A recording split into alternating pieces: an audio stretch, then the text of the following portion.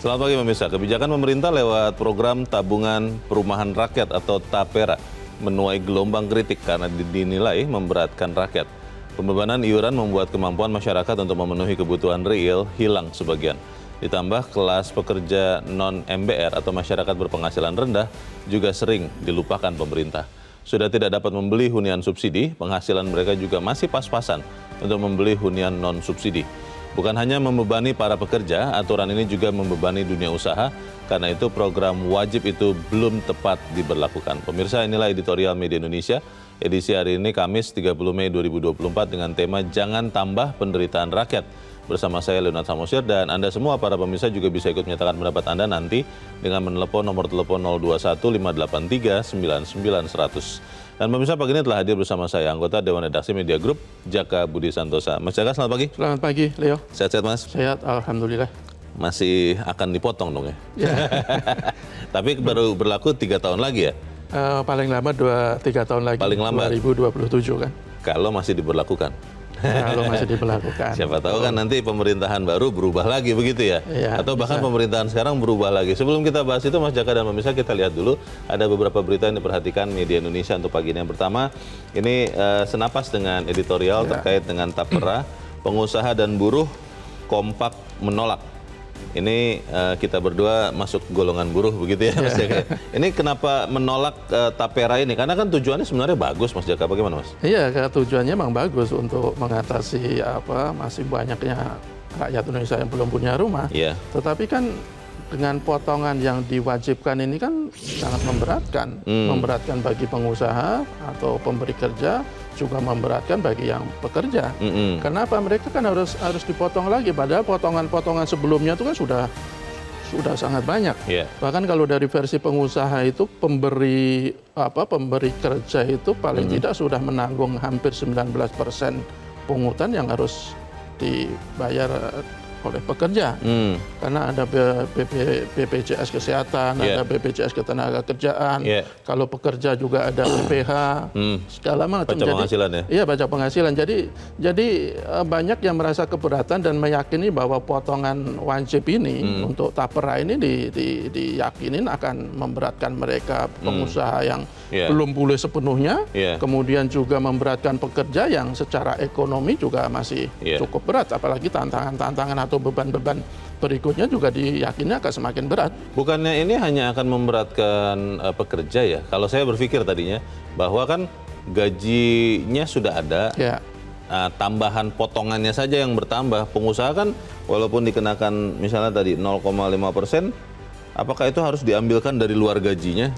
Kan ada tambahan baru berarti? Ditanggung di pemberi kerja kan 0,5% itu. Di luar gaji yang selama ini sudah diberikan? Ya, 0,5% dari berapa karyawan. Kalau pekerja mungkin 0,2,5% untuk satu orang. Tadinya saya pikir hanya tinggal dipotongkan saja dari gaji yang selama ini diberikan kepada pekerja. Itu ditanggung oleh pemberi kerja kan. Berarti ada tambahan beban baru? Iya. Oke. Ini saya bertanya karena juga banyak yang bertanya seperti saya, Mas, juga masih belum jelas juga nih aturannya seperti apa. TAPERA ini kalau kemudian tidak bisa ikut, apa kabarnya begitu? Apakah kemudian ditangkap? Karena ini kan peraturan pemerintah, kalau melanggar undang-undangnya kemudian apakah kemudian ada sanksi pidana? Tapi kita akan bahas nanti lebih jauh di editorial ya Mas Jaka dan pemirsa. Kita beralih dulu ke berita selanjutnya ke halaman 2. Ini terkait dengan uang kuliah tunggal dari perguruan tinggi negeri yang batal naik. Tapi berita ini mengatakan jangan basa-basi. Maksudnya basa-basi itu karena tahun ini tidak dinaikkan, tapi tahun depan akan naik. Betul, karena sumber penaikannya kan tidak dibatalkan. Permendikbud Ristek itu. Jadi kalau pemerintah itu memang benar-benar punya komitmen untuk membatalkan, ya cabutlah Permendikbud Ristek. Jadi tidak ada dasar lagi bagi perguruan tinggi negeri untuk menaikkan UKT-nya secara ugal-ugalan. Jadi kita kembali mengingatkan bahwa adalah kewajiban negara, kewajiban pemerintah untuk memberikan pendidikan yang berkualitas dengan biaya yang terjangkau, bukan terus membiarkan atau dalam tanda kutip merestui perguruan tinggi negeri menjadi institusi untuk mencari uang, untuk mencari keuntungan Komersil, yang dikelola dengan prinsip-prinsip bisnis. Pendidikan itu kan bukan bisnis. Pendidikan itu adalah tanggung jawab negara untuk diberikan kepada seluruh warga negaranya. Tidak hanya yang kaya, tidak hanya yang miskin, tidak hanya yang kelas menengah. Semua harus mendapat kesempatan yang sama, meskipun harus kita katakan memang harus ada sistem subsidi silang, tapi jangan terlalu memberatkan juga bagi mereka yang terutama kelas menengah kan, karena mereka yang tidak pernah tersentuh, miskin juga tidak, karena berarti tidak mendapatkan subsidi segala macam, kaya juga tidak, jadi hidupnya pas-pasan. Dan dengan biaya UKT yang begitu tinggi, naiknya gila-gilaan sampai 100%, ya tentu saja mereka akan semakin berat untuk mendapatkan pendidikan yang bermutu. Ya mungkin itu hanya untuk menggenapi apa yang dikatakan Sekretaris Direktorat Jenderal Pendidikan Tinggi kan ya, Mas Jaka ya, bahwa pendidikan tinggi itu tidak wajib loh, itu tersier. Kalau memang tidak mau memilihnya, ya sudah tetap di bawah saja. Begitu, kurang lebih begitulah kalau saya terjemahkan kan. Jadi ya sudah, sabar-sabar saja begitu ya Mas Jaka. Kalau memang Permendikbudnya tidak dicabut, maka selalu ada alasan hukum untuk PTN dan perguruan tinggi menaikkan UKT. Oke. Itu saja pesannya. Kita nanti ikuti perkembangan lanjutan seperti apa. Kita ke berita selanjutnya, pemirsa dan Mas Jaka, di halaman 3 di kolom politik dan hukum. Negara alami kerugian fantastis di kasus timah. Ini kemarin ada konferensi pers dari Kejaksaan Agung, dan ternyata bertambah ya dari 271 triliun jadi 300 triliun, dan malah katanya itu adalah kerugian real. Tadinya saya pikir itu hanya perhitungan di atas kertas. Kok bisa 300 triliun itu bagaimana sih? Iya, banyak kan kalau dari perincian itu kan umpamanya smelter misalnya, itu kan ada dugaan di korupsi juga. Dan ini bukan kerugian perekonomian negara loh, tapi kerugian negara. Artinya real cost itu. Dan 300 triliun kalau sampai sekarang berarti dia rekor terbanyak. Kerugian paling besar. Dan ini harus dijadikan momentum bagi Kejaksaan Agung untuk menunjukkan bahwa mereka betul-betul institusi yang bisa kita harapkan untuk memberangus korupsi yang semakin hari justru semakin menjadi kan. Kalau kita lihat, dan tantangan itu tidak mudah. Kalau kita lihat belakangan kan ada dugaan ada kelompok yang berusaha melawan Kejaksaan Agung nih, memberikan perlawanan. Kalau kita lihat kemarin berita-berita yang sangat ramai diberitakan itu yang soal adanya kelompok yang melakukan konvoi di Kejaksaan Agung, kemudian juga Jambisu juga dikuntit, dan ini perlawanan yang kita harapkan dan kita minta Kejaksaan untuk tidak mundur. Tapi kan secara resmi tidak pernah ada itu. Kan pertemuan salaman, dan ini Jaksa Agung dan Kapolri kan udah salaman senyuman. Itu kan bohong menurut Mas Jaka begitu? Apa bagaimana? Kita harapkan tidak ada, tetapi kalau publik kan juga tidak bisa diminta tidak percaya begitu saja. Kalau kita lihat ada konvoi di Kejaksaan buat apa? Terus Jambisus dikuntit, dibuntuti, itu buat apa? Tapi aneh juga sih, saya terus terang merasa aneh dengan angka yang sangat besar ini. Dan itu kan kalau kita lihat izin usaha pertambangan juga dari tahun 2015. Lalu selama ini pengawas-pengawas itu ngapain? Lalu menteri-menteri yang terlibat ngapain? Lalu yang dibantu oleh menteri ini ngapain begitu loh? Ya kan kalau pengawas di sini kan harus diawasi juga kan. Jadi ada ini juga, coba umpamanya kita berandai-andai umpamanya tidak ada korupsi 300 triliun. Tidak ada korupsi di sektor-sektor lain yang jumlahnya pasti besar. Saya pikir tidak perlu ada tapera. Baik. Kita akan ikuti nanti perkembangan kasus timah ini seperti apa, karena saya masih ingat tuh ada sempat desas-desus ya. Saya bilang desas-desus di Kementerian Keuangan katanya. Masih ingat ya Mas Jaka? 349 triliun katanya. Yang diungkap Pak Mahfud ya kalau salah ya. Tapi kan sampai sekarang apa kabarnya? Ini kan mendekati nih 300 triliun. Ya sudah, kita tunggu saja nanti perkembangannya seperti apa. Kita ke editorial pemirsa dan Mas Jaka terkait dengan tabungan perumahan rakyat. Jangan tambah penderitaan rakyat. Tambah penderitaan rakyat disingkat bisa juga jadi tapera begitu ya. Maksudnya apa nih editorial mengatakan ini Mas Jaka? Iya, ini kan kabar yang sangat tidak mengenakan publik. Kalau belakangan ini betul-betul menjadi sangat ramai di lini massa, di media-media mainstream maupun media sosial juga sangat santer diberitakan, dan hampir semuanya itu kontra. Hampir semua yang memberikan komentar-komentar soal pemberitaan ini yang nyinyir. Kecuali pemerintah Dan orang-orang yang mendukung dalam tanda kutip daihatnya pemerintah lah. Ada yang bilang memelesetkan tapera itu tambahan penderitaan rakyat. Ada yang memelesetkan tapera itu tabungan penderitaan rakyat. Jadi ada 3 persoalan yang menurut kami itu kenapa isu ini betul-betul mendapat perlawanan. Pertama adalah soal substansinya. Kedua adalah soal momentum. Dan ketiga adalah soal trust. Substansinya ya banyak persoalan di situ. Makanya banyak yang menolak.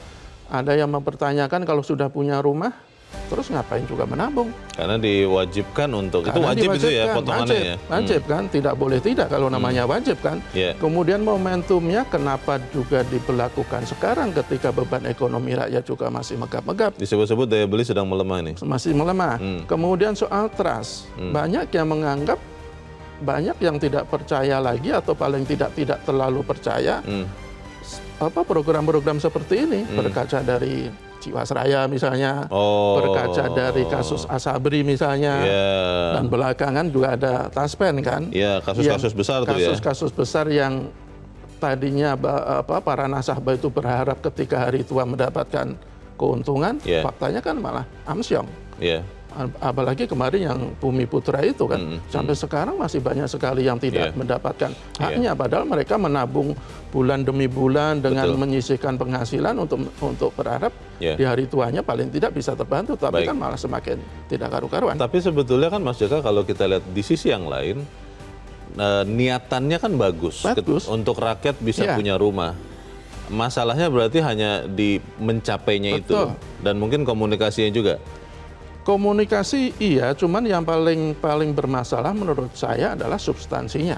Ketika substansinya tidak terlalu jadi persoalan, kemudian komunikasinya juga agak bermasalah, mungkin tidak akan mendapatkan perlawanan semasif ini. Kita akan bahas itu ya Mas Jaka, dan pemirsa inilah editorial Media Indonesia untuk hari ini, Kamis 30 Mei 2024. Jangan tambah penderitaan rakyat.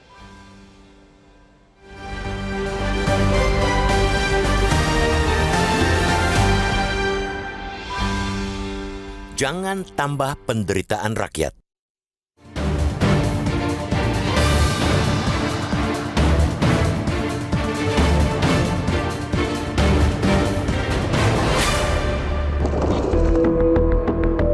Kebijakan pemerintah untuk menarik iuran wajib kepada semua pekerja lewat program tabungan perumahan rakyat atau TAPERA menuai gelombang kritik publik.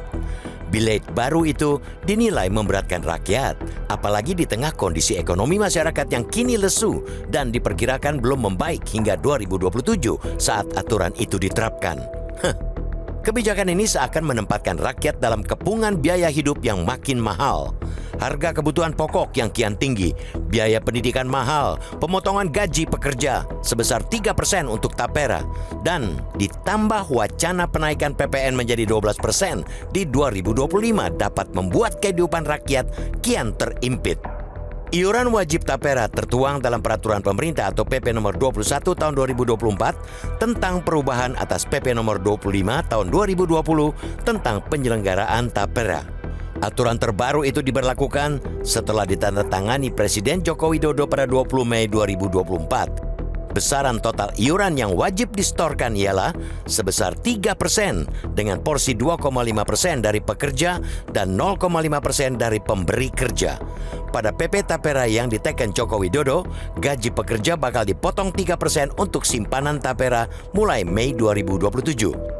Aturan TAPERA terbaru merevisi bahwa peserta iuran wajib TAPERA kini bukan hanya PNS atau ASN dan TNI Polri serta BUMN, melainkan juga karyawan swasta dan pekerja lain yang menerima gaji atau upah.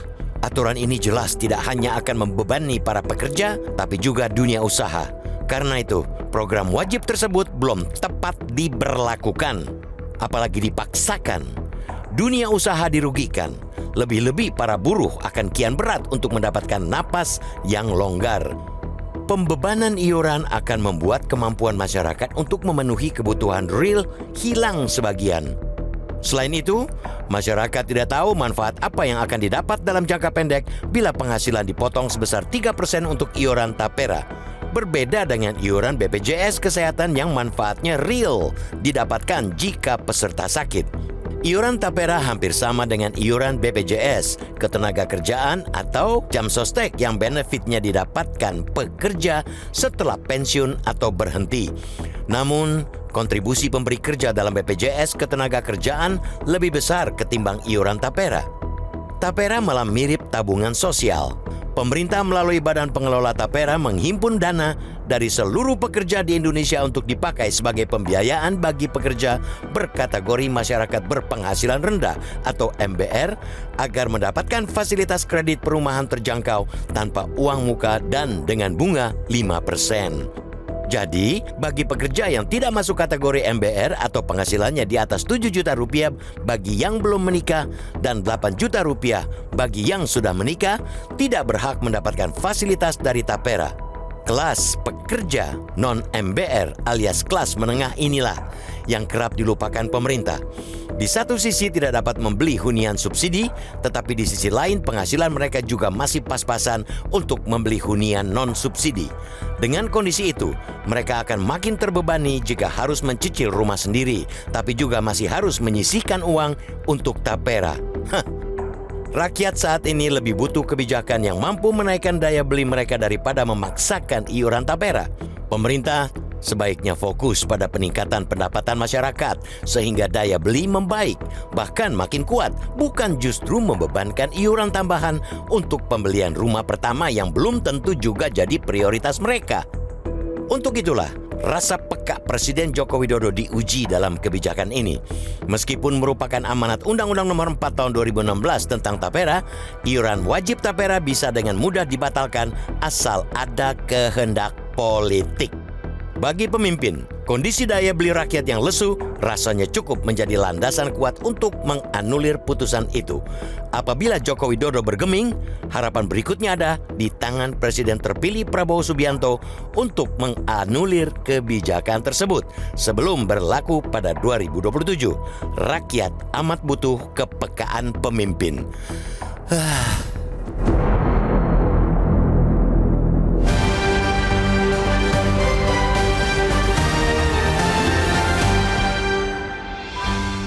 Anda bisa ikut menyatakan pendapat Anda di bagian berikut selepas jeda, pemirsa. Untuk saat ini, tetaplah bersama kami.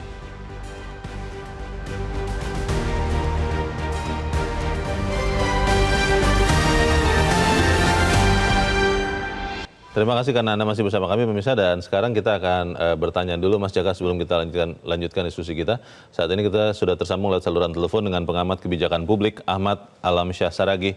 Pak Saragih, selamat pagi. Selamat pagi, Leonard. Ya, Pak Saragih, kalau kita lihat sebenarnya kalau tabungan perumahan rakyat, kalau saya merasa tujuannya itu bagus, Pak, supaya kemudian rakyat kita semua punya rumah. Tapi kan ketika pelaksanaannya sekarang, lalu mungkin sosialisasi minim, lalu momentumnya juga banyak orang yang merasakan sulit sekarang karena harga-harga mahal, beban biaya hidup mahal, maka akhirnya penolakan itu terjadi. Tapi kalau menyitir apa yang dikatakan Ketua MPR ditunda, artinya kan ini akan tetap berlaku. Kalau menurut Anda apakah memang Tapera ini niscaya harus berlaku tapi bukan sekarang, atau seperti apa Pak Saragih? Ya, kalau kita lihat ya, sebetulnya ini kan agenda yang sudah dibahas. Umur saya masih kepala 3 ya, 25 tahun yang lalu itu ketika terlibat pembahasan seperti ini. Jadi 25 tahun, Leonard. Berjalan dengan segala kondisi, dan seperti yang dibilang Leonard tadi, sebetulnya juga beberapa negara juga menerapkan hal seperti ini ya, bahkan bukan cuma 3%, tapi 5%. Nah, orang mungkin bertanya, kenapa tidak pakai BPJS-TK? Nah, BPJS-TK kan punya peruntukan lain memang. Gitu. Nah, ini adalah memang satu sistem welfare yang memang biasanya digunakan oleh beberapa negara yang melakukan pendekatan bahwa negaranya harus menjamin kebutuhan basic dari masyarakat, ya, kesehatan, pendidikan, perumahan. Gitu. Nah, ini memang serba salah.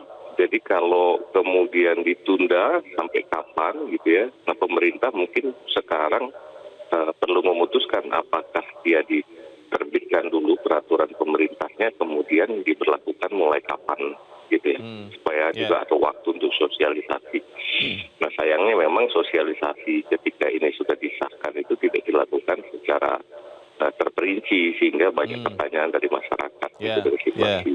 Saya lihat ada beberapa aspek ya. Satu, kalau dari sisi momentum, kita tahu pertumbuhan kita itu sekarang di boosting atau didorong oleh konsumsi masyarakat. Jadi kalau konsumsi masyarakat, kalau kemudian masyarakat diwajibkan melakukan saving 3%, itu kan berarti juga mengurangi konsumsi. Apakah kemudian ada dampak pertumbuhan secara makro? Nah itu kan ahli-ahli ekonomi makro perlu melakukan analisis.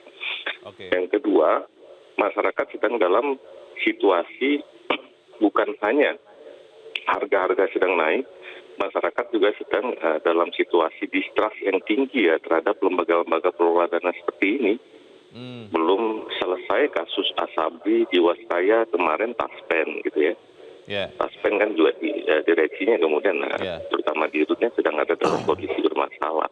Nah ini kan harus dilakukan pemulihan trust terlebih dahulu, menjamin bahwa struktur atau lembaga yang dibentuk ini tidak punya karakter seperti yang sudah-sudah. Sementara kita tahu kalau di institusi publik itu aspek politik lebih besar ya terhadap para pengelola. Apakah di situ ada representasi pekerja di dalam institusinya, saya nggak tahu juga. Desainnya macam apa ke depan. Kalau tidak kan kontrolnya jadi lebih buruk. Kalau BPJSK kan ada representasi pekerja ada. Gitu. Pak Saragi, kalau ada yang mengatakan ini sebenarnya, ini saya mengutip lagi tadi pernyataan Presiden yang mengatakan bahwa ini seperti waktu dulu BPJS Kesehatan, banyak orang menolak segala macam, tapi kemudian berjalannya waktu akhirnya menerima karena merasakan manfaat. Ada teman saya mengatakan begini Pak Saragi, bahwa kalau dulu pemerintah dalam tanda petik memaksa rakyat untuk ikut arisan kesehatan dengan BPJS Kesehatan, maka sekarang ada arisan perumahan yang dipaksakan oleh pemerintah untuk rakyat ikut supaya uang-uang dari kelompok yang lebih kuat bisa menyubsidi kelompok yang lebih lemah. Anda setuju atau tidak Pak Saragi? Ya kalau kesehatan itu bahkan tidak dikembalikan ya. Jadi kalau kita sudah mengiur, itu kan namanya memang subsidi ya, tanggung renteng lah rencananya. Dulu itu BPJS Kesehatan. Iya, boleh disebut arisan. Kalau arisan itu kan kita dapat giliran. Kalau sakit siapa yang mau dapat giliran sakit? Iya, betul. Nah, jadi kayak tanggung renteng. Kalau ini pun kalau mau digunakan cara pandang begitu nggak pas juga. Kalau saya sudah punya rumah, saya kan kewajiban menabung juga, tapi kan harus dijelaskan benefit saya apa setelah sekian tahun saya menabung gitu ya. Supaya nanti di akhir apakah uang itu bisa kembali dalam besaran yang maksimum atau ada manfaat lain. Karena kalau dari besaran ya, itu menurut saya nggak masuk akal juga dengan uang yang dipotong untuk saving itu, kemudian orang mengambil rumah itu nanti paling kredit yang bisa mereka ambil itu 200. Untuk orang punya income 10 juta itu 200 sampai 260 juta. Itu rumah macam apa? Rumahnya ya? Nggak ketemu. Kalau dia ada di luar Jawa mungkin masih bisa dapat ya. Nah, kalau di urban apalagi Jakarta itu tanah sudah mahal, nanti pemerintah punya alasan klasik lagi, tanah mahal dan lain sebagainya. Itu yang kemudian akan jadi masalah. Kalau saran Anda Pak Saragi, ini akan sebaiknya ditunda dulu atau tetap saja lanjut, atau mungkin harus dibatalkan sama sekali supaya nanti ketahuan dulu bentuknya seperti apa, masyarakat percaya baru diberlakukan? Kalau menurut saya tetap ada, tapi masa pemberlakuannya dibikin lebih jelas, mau 2027, 2028, terserah ya. Tapi kemudian setiap tahun pemerintah mau melakukan apa harus clear, karena ini butuh ekosistem loh. Nah, ekosistem itu salah satu begini, kalau di negara-negara yang menerapkan ini mungkin mereka sudah punya land banking, sehingga kalau mereka bangun di perkotaan, katakanlah rumah susun ya, untuk yang seperti Jakarta itu orang cuma punya kena biaya untuk rumah susunnya, sehingga kemudian orang-orang muda itu bisa dapat. Kalau di kawasan industri dia sudah punya tanah yang dekat dengan pabrik, orang bisa nanti dapat rumah yang dekat dengan pabrik. Nah itu kan butuh waktu. Jadi pemerintah akan menyatakan diberlakukan misalnya 2027, 2026 apa, 2026 apa, 2027 apa. Dan kemudian hak masyarakat persisnya apa, itu yang harus dijelaskan. Dan itu sambil tentunya harus meningkatkan atau mengembalikan trust atau kepercayaan masyarakat kepada lembaga-lembaga seperti ini ya. Betul. Dan yang Ya, namanya percaya kan sih. kalau sudah tercederai biasanya sulit untuk kembali ya. Kalau begitu kita Sulit tunggu banget. saja. Ya, baik, terima kasih pengamat Ya, kebijakan makasih. publik Ahmad Alamsyah Saragih sudah mencerahkan kami. Selamat pagi Pak Saragih. Mas Jaka, kalau usulannya tadi seperti kata Pak Saragih, memang kan ini PP yang terakhir ini kan baru berlaku 2027 ya? Iya.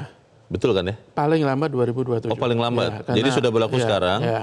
Kalau yang sudah mampu. Sebelumnya kan sudah ada ASN segala udah kan. Oh, tapera oke. itu kan. Tapi ini diperluas Untuk cakupannya. swasta, pekerja swasta segala Oke. macam. Itu kan paling lambat 2027. Nah, ini tetap diberlakukan saja atau memang tadi kata Pak Saragih ditunda dulu, diperjelas dulu penggunaannya. Bagaimana, Mas? Ya kalau editorial sih kami bersikap ya dibatalkan, dianulir.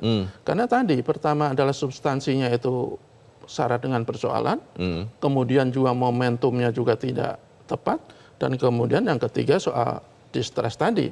Kalau kita lihat dari beban hidup rakyat misalnya, atau para pekerja misalnya, itu kan sekarang itu dia sudah dipotong untuk BPJS kesehatan, Ya. sudah dipotong untuk BPJS ketenaga kerjaan, kemudian tahun depan katanya PPN mau naik jadi 12%. Dari 11% Dari sekarang ya? 11% menjadi 12%. Bukan katanya memang sudah putus, Mas? Iya, konsekuensinya kan semua 1 Januari. harga kebutuhan, harga barang-barang itu akan naik. Iya. Sementara kalau kita lihat dari kenaikan upah itu kan terlalu timpang. Kalau kita lihat kemarin ada Kalau yang naik ya upahnya ya? kalau yang naik, kalau yang banyak juga yang tidak naik. Banyak yang Perusahaan sudah kan- sampai 3 tahun, 5 tahun itu tidak naik gajinya sama sekali. Karena katanya perusahaannya Saya tahu persis tuh. tidak punya tidak dalam kondisi yang bagus. Ada sebuah simulasi yang cukup menarik menurut saya.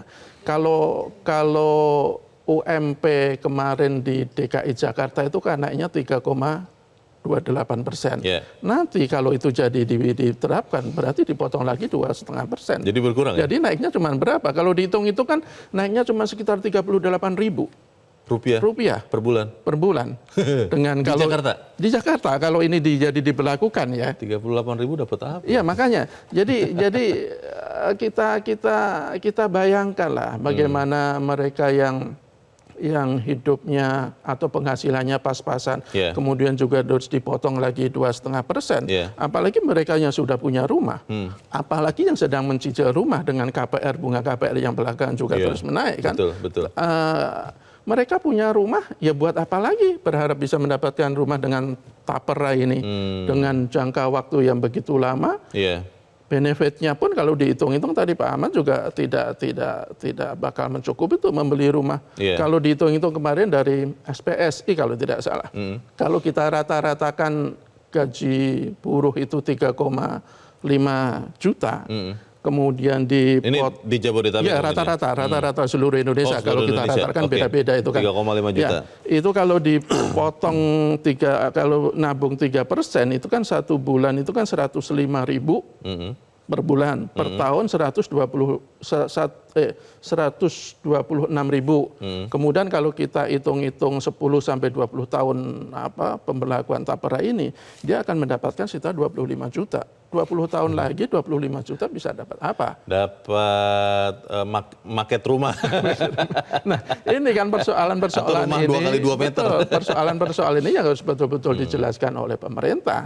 Tapi sebenarnya kan prinsip rumah itu kan sebenarnya kewajiban negara. Dalam Undang-Undang Dasar 45 itu Iya. memang diatur setiap orang, setiap warga negara berhak untuk mendapatkan tempat tinggal yang layak. Yeah. Dan itu kewajiban negara, kewajiban pemerintah, bukan kewajiban warga negara secara keseluruhan untuk memenuhi hal Yeah. itu. Yeah. Jadi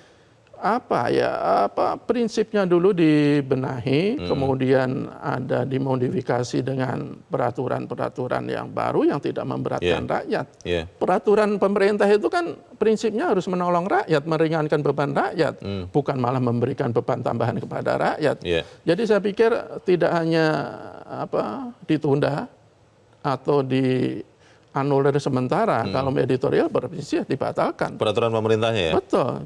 Jadi bikin peraturan baru yang betul-betul tidak membebankan rakyat. Masalahnya kan peraturan pemerintah itu diadakan karena kalau tidak salah itu sudah mendekati tenggat waktu Ya. turunan dari undang-undangnya, Mas. Ya inilah kesalahan pemerintah yang beberapa kali terulang kan. Saya yakin dan itu juga diiyakan oleh para pihak yang terkait untuk menyusun PP ini itu pihak-pihak terkait kan tidak dilibatkan. Oh. Tidak diberikan masukan. Malah ada juga yang sudah memberikan masukan tetapi katanya tidak ada yang Tidak masuk. tidak masuk. Tidak diakomodir masukannya. Terima oleh pemerintah. Begitu. Jadi ya prinsipnya ketika sebuah peraturan itu justru membebankan rakyat, memberikan hidup masyarakat akan semakin berat, ya pasti akan mendapatkan resistensi. Yeah. Dan kalau kita lihat kan sekarang kan semakin liar ini tanggapan dari masyarakat. Yeah. Katanya ini adalah upaya pemerintah untuk mengumpulkan uang untuk tujuan yang lain. Untuk tujuan lain. Yang mendesak. Terkait politik. Ya, katanya gitu. Tidak salah juga ketika rakyat berpikiran seperti itu. Karena ya mereka kan yang terkena dampaknya secara langsung kan. Ketika hidupnya sudah berat, apalagi untuk menyekolahkan anaknya di perguruan tinggi tadi kita bahas juga di berita itu kan juga sudah dipilihkan untuk tidak sampai kampus. Ya itu jadi cobalah pemerintah itu betul-betul mendengarkan aspirasi rakyat dan merasakan apa yang dirasakan rakyat. Dengan begitu dia bisa membuat kebijakan yang betul-betul selaras dengan keinginan rakyat. Kalau mengaca kepada kasus UKT itu kan kenaikan tahun ini ditunda, tapi Permendikbud yang menjadi dasar penyebab kenaikan UKT-nya tidak dicabut. Sampai saat kita bicara ini ya Mas ya. Kalau kemudian nanti dalam kasus Tapera, itu yang diberlakukan, bahwa belum berlaku sekarang, tapi PP-nya tidak dicabut. Ini adalah hadiah dalam tanda petik untuk pemerintahan berikutnya misalnya. Itu apa kabarnya? Tapi kita harus jeda dahulu dan pemirsa tetaplah bersama kami. Editorial Media Indonesia segera kembali.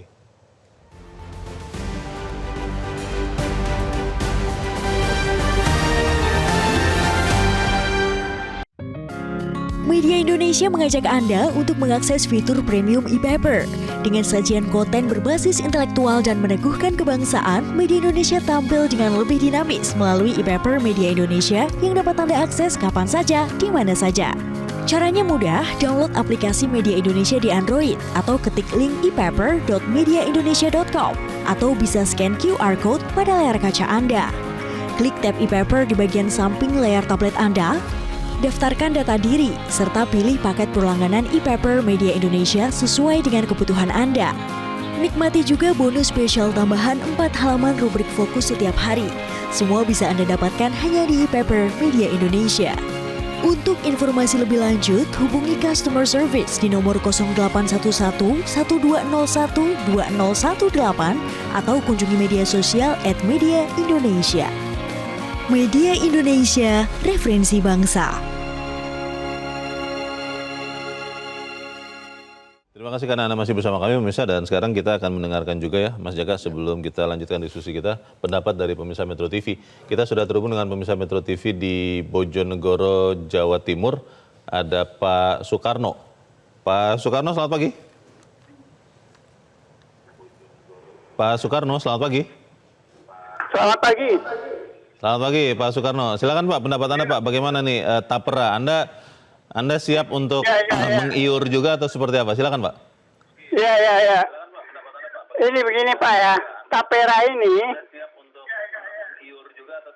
Ya. Ini lebih baiknya banyak aspek yang harus dipertimbangkan. Ya Pak. Halo, banyak aspek yang dipertimbangkan. Ya, karena ini masalahnya. Ini masalahnya. Mohon maaf Pak, volume televisinya dikecilkan saja supaya tidak bergulung suara Bapak Pak. Dan lanjutkan langsung dengan pendapat Anda Pak. Silakan Pak. Halo. Ya. Ini Pak, ini masalah Tapera Pak. Ini banyak aspek yang harus dipertimbangkan. Saya melihat ya, ini tabungan kan dari pekerja, semua masyarakat pekerja, ASN, TNI, Polri itu masuk ke negara ya, pemerintah, negara ke pemerintah. Nah ini nanti apakah semuanya dapat rumah? Saya kira lebih bagus seperti program yang dulu, Perumnas itu loh. Pemerintah bikin seperti pasal 33 Undang-Undang Dasar 45 ya. Pemerintah bikin aja, bikin nanti dijual seperti Perumnas dulu loh. Siapa yang mampu, siapa yang belum punya, dia daftar untuk membeli. Iya. Jadi nggak usah pakai tabungan-tabungan gini, nanti manfaatnya untuk apa? Sedangkan dia udah nggak kerja, belum dapat juga giliran. Itu loh menurut saya. Oke. Terima kasih Pak Soekarno di Bojonegoro, Jawa Timur untuk pendapat Anda. Selamat pagi Pak. Di belakang Pak Soekarno, kita ke pemirsa Metro TV di Jawa Tengah, Magelang tepatnya ada Pak Amrozi. Pak Amrozi, selamat pagi. Pak Amrozi, selamat pagi. Bang Leo. Ya, silakan Pak Amrozi. Gini Bang, perkenalan dulu, saya tuh mantan banker ya, mantan banker. Nah, ketika dulu ada kebijaksanaan, pada waktu menterinya, Menteri Perumahan, kalau enggak Kosmas Batubara, Pak Akbar Tanjung, saya enggak tahu persis. Nah, itu ada program Baper Tarum. Nah, di akhir masa Orde Baru, era-era reformasi, Baper Tarum dibubarkan, terus diambil satu persatu lewat bank saya, bank BUMN, ya. Itu prosesnya pengambilan lama sekali, harus inquiry di sistem, lama banget. Artinya singkat kata Baper Tarum saja gagal total, gagal maning. Nah sekarang kok ada tapera, jangka panjang, manfaatnya apa?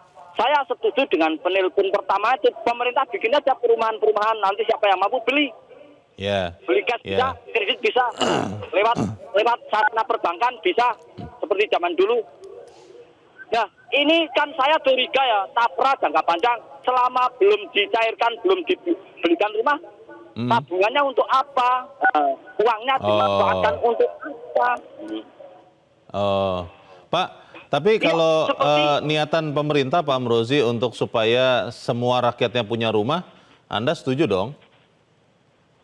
Ya setuju, niatan baik pasti. Niatan seperti orang bikin skripsi atau tesis mesti baik. Awal-awalnya pendahuluannya baik.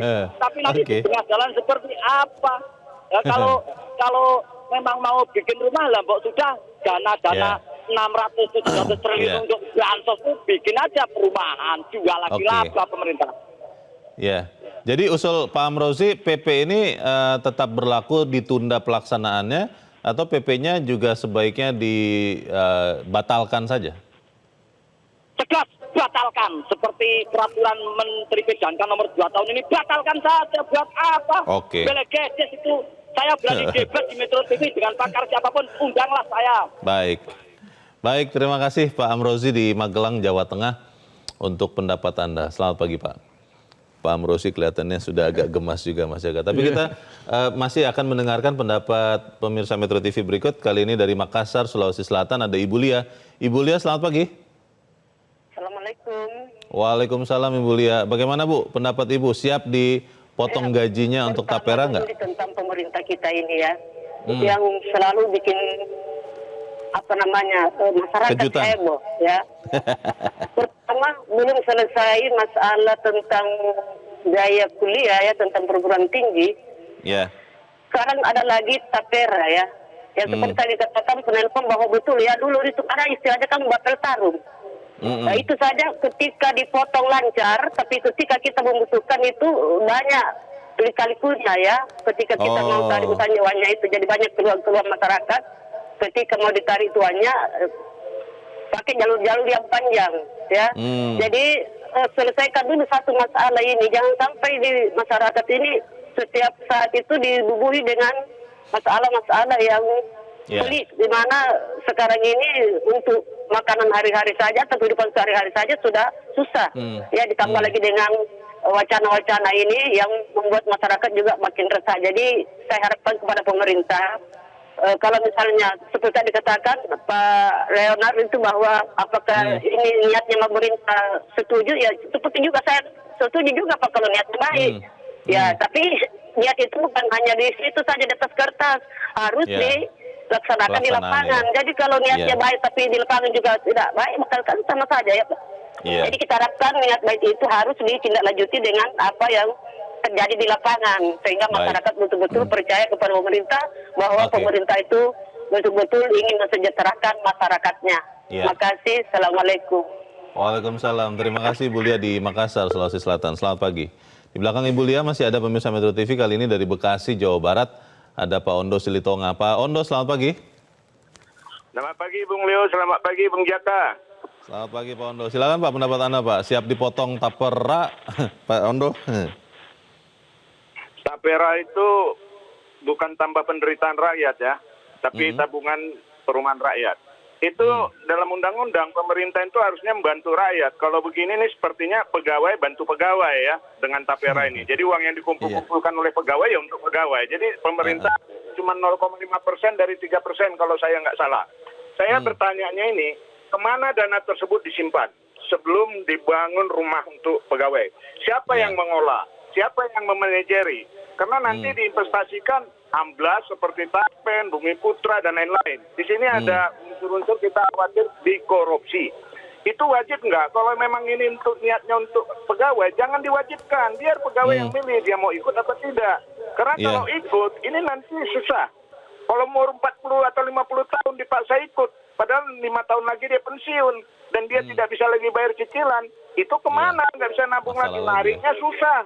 Dia masalah lagi, belum nanti kalau ditarik nggak ada bunganya. Ya meski cuma seperti itu niat baiknya, tapi ingat dulu saya peserta Bapel Tarum, gagal total tuh, nariknya susah banget. Kemudian kenapa tidak buat perumahan saja, biar pegawai-pegawai berpenghasilan rendah bisa memilih mau beli perumahan itu apa tidak. Jadi tidak usah harus ada wajib, kalau mau bikin aja, tapi jangan wajib gitu loh. Jadi terima kasih. Terima kasih Pak Ondo Silitonga di Bekasi, Jawa Barat untuk pendapat Anda. Selamat pagi Pak. Wah ramai ini, saya 3 pemirsa dari 3 provinsi di Jawa, lalu 1 dari Sulawesi. Tidak ada satupun yang setuju nih.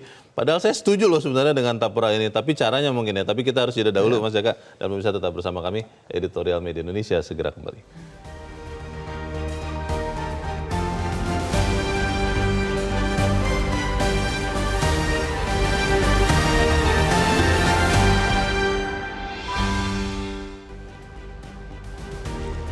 Terima kasih Anda masih bersama kami, kita di bagian akhir diskusi kita ini.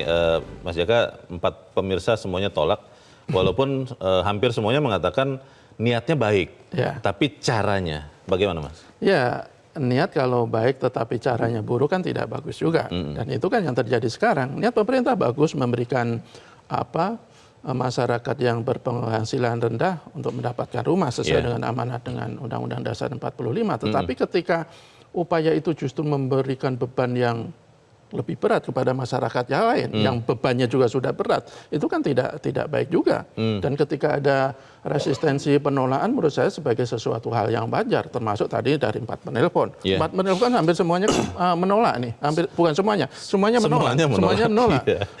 Mereka mempertanyakan ya, apalagi apa ya?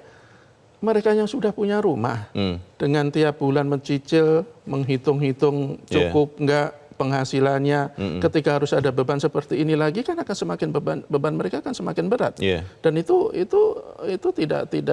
tidak hanya terjadi 1-2 orang, itu kejutaan orang. Kalau kita lihat kenaikan sekali lagi kenaikan penghasilan para pekerja ini kan juga sangat tidak signifikan dibandingkan dengan inflasi yang setiap tahun termakan inflasi. Makanya. Jadi cobalah pemerintah itu ketika membuat kebijakan betul-betul yang sesuai dengan apa yang dirasakan oleh rakyat. Sekali lagi, jangan membuat kebijakan yang meskipun niatnya baik, tetapi cara-caranya justru tidak baik bagi rakyat. Tapi kalau kembali lagi ke ini kan amanat undang-undang yang harus segera ada PP-nya, peraturan pelaksanaannya. Kalau ini kemudian dibatalkan kan akhirnya nanti pemerintah melanggar undang-undang loh. Tidak harus dibatalkan, tetapi begini, ubah substansi yang memberatkan rakyat. Misalnya begini, itu kan wajib ya. Soal wajib apa tidaknya misalnya. Seperti tadi Pak Ondo bilang, ya nggak usah harus wajib, yang sukarela saja. Jangan sampai rakyat itu justru menanggung beban warga yang lain, yang seharusnya beban itu ditanggung oleh negara. Kalau misalnya pemerintah ubah dengan kasih nama betulan lah arisan perumahan, misalnya begitu Mas. Kalau arisan perumahan kan pasti ada gilirannya. Tetapi kalau tapera ini kan beda. Masyarakat yang berpenghasilan lebih dari 8 juta ya dan sudah berkeluarga atau 7 juta yang belum berkeluarga kan tidak pernah mendapatkan hak untuk mendapatkan rumah. Mereka hanya mendapatkan berapa banyak yang dia tabung. Satu lagi tadi dari Pak Ondo juga menarik. Dia mempertanyakan nanti dananya itu buat apa? Sebelum ada rumahnya Sebelum ada rumahnya. Iyalah. Kalau saya lihat di dalam sebuah acara talkshow dari pihak Tapera, BB Tapera, dia mengatakan sebagian akan diinvestasikan. Dikelola oleh manajer investasi yang katanya sudah sangat berkompeten. Tetapi sekali lagi kan ketidakpercayaan rakyat, distra rakyat sekarang ini kan sangat tinggi. Ada hantu kasus-kasus yang lain itu tadi ya yang sudah disebut ya. Ketika Asabri misalnya sampai negara rugi 22 triliun. Itu duit siapa? Pengawasannya gimana duit sih? Orang-orang para AMBRI yang tiap bulan dipotong. Taspen sekarang juga jadi persoalan, ada korupsi di situ. Lagi-lagi soal salah investasi. Kemudian juga si Jiwasraya yang sekali lagi ketika rakyat begitu cermat menyisihkan uang untuk jaminan hari tua, tetapi di hari tua justru ditipu di ujung. Jadi persoalan-persoalan seperti ini harus betul-betul menjadi pertimbangan serius bagi pemerintah untuk menganulir PP ini, ditunda dulu, kemudian bikin peraturan yang baru yang tidak memberatkan rakyat, tetapi juga bisa mewujudkan niat baik. Niat baik itu kan pasti bisa terwujud ketika caranya juga baik. Tapi kalau caranya buruk, kok saya yakin akan sulit untuk terrealisasi. Kita harap apa yang kita bicarakan ini menyumbangkan juga bagi pemikiran dan tindakan dari pemerintah. Mas Jaka, terima kasih sudah hadir di tempat ini. Selamat pagi, Mas. Selamat pagi. Pemirsa, rakyat lebih butuh kebijakan yang mampu menaikkan daya beli daripada memaksakan iuran tapera. Pemerintah sebaiknya fokus pada peningkatan pendapatan masyarakat sehingga daya beli semakin kuat.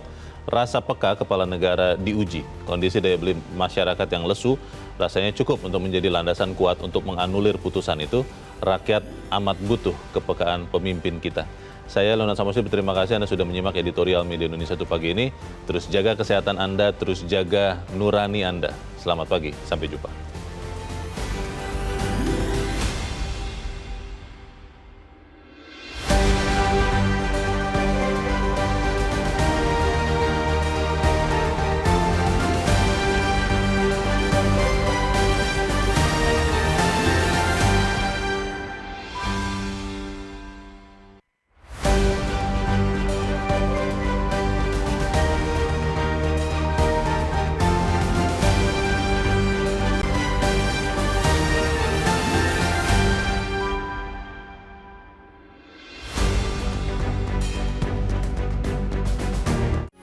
Metro TV.